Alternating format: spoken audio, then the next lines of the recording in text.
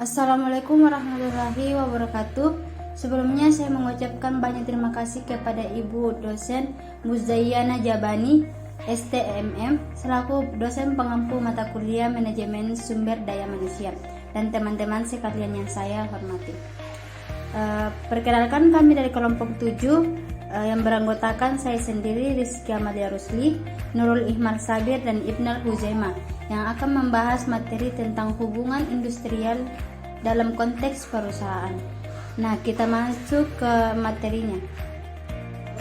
A. Hubungan industrial. Menurut Undang-Undang Nomor 13 atau 2003 tentang Ketenagakerjaan Pasal 1 Angka 16, hubungan industrial adalah suatu sistem hubungan yang terbentuk antara para pelaku dalam proses produksi barang dan jasa yang terdiri dari unsur pengusaha, pekerja atau buruh, dan pemerintah yang didasarkan pada nilai-nilai Pancasila dan Undang-Undang Dasar Negara Republik Indonesia tahun 1945. Jadi, hubungan industrial dapat disimpulkan sebagai hubungan antara semua pihak yang terkait atau berkepentingan atau proses produksi atau pelayanan jasa di suatu perusahaan. Kemudian jenis-jenis perselisihan hubungan industrial. Yang pertama, perselisihan hak. Perselisihan hak muncul akibat tidak terpenuhinya hak serta adanya perbedaan pelaksanaan maupun penafsiran dari aturan undang-undang, kejanggalan perjanjian kerja, peraturan perusahaan, dan perjanjian kerjasama. Dan yang kedua, perselisihan kepentingan. Perselisihan kepentingan ini terjadi dalam bentuk hubungan kerja yang tidak memiliki kesesuaian pendapat, terutama perihal pembuatan perubahan syarat-syarat tertentu yang tercantum dalam perjanjian kerja atau PKB maupun PP atau peraturan perusahaan.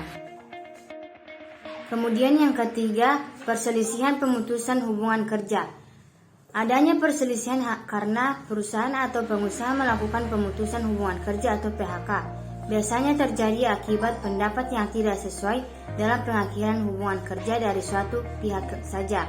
Misalnya, perbedaan hitungan pesangon yang diterima pekerja atau buruh berdasarkan Undang-Undang Ketenagakerjaan dengan peraturan perusahaan. Kemudian yang keempat, perselisihan antar serikat pekerja atau buruh dalam satu perusahaan. Perselisihan antar serikat pekerja maupun buruh umumnya terjadi dalam suatu perusahaan yang sama. Banyak dalam kasus disebabkan oleh ketidakpahaman dengan anggota, kewajiban anggota serikat pekerja, dan pelaksanaan hak. Kemudian tata cara penyelesaian perselisihan hubungan industrial. Yang pertama, perundingan bipartit. Perundingan yang dilakukan antara pengusaha maupun gabungan pengusaha dengan serikat buruh. Yang kedua, perundingan tripartit.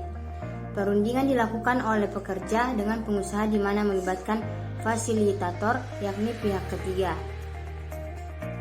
Kemudian B. Negosiasi. Negosiasi adalah bentuk interaksi yang dilakukan untuk mencapai suatu kesepakatan.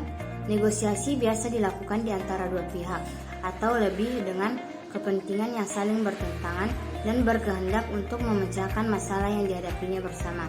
Pada beberapa kasus, negosiasi melibatkan pihak ketiga yang disebut sebagai negosiator. Negosiator berperan sebagai penengah bagi pihak yang melakukan negosiasi dan biasanya memiliki keahlian dalam negosiasi serta etika bisnis yang baik. Syarat negosiasi. Yang pertama, dilakukan dengan minimal 2 orang atau lebih. Negosiasi tidak dapat berlangsung jika hanya dilakukan oleh satu pihak, contohnya negosiasi antar pebisnis. Yang kedua, dilakukan jika pihak yang terkait tidak menemukan kecocokan dalam menentukan keputusan. Kemudian tujuan negosiasi, mengatasi atau menyelesaikan perbedaan untuk memperoleh sesuatu dari pihak tanpa dipaksakan, mencapai kesepakatan bersama, mengurangi perbedaan porsi dan konflik, menyatukan semua perbedaan sehingga bisa menguntungkan kedua belah pihak. Kemudian manfaat negosiasi, terciptanya kerjasama antar pihak untuk mencapai tujuan masing-masing, bisa timbul saling pengertian antar pihak yang melakukan negosiasi, dan terciptanya kesepakatan yang menguntungkan semua pihak yang bernegosiasi. Adapun ciri-ciri negosiasi, proses komunikasi dalam negosiasi memiliki ciri-ciri sebagai berikut. Melibatkan dua pihak, pihak penjual dan pihak pembeli.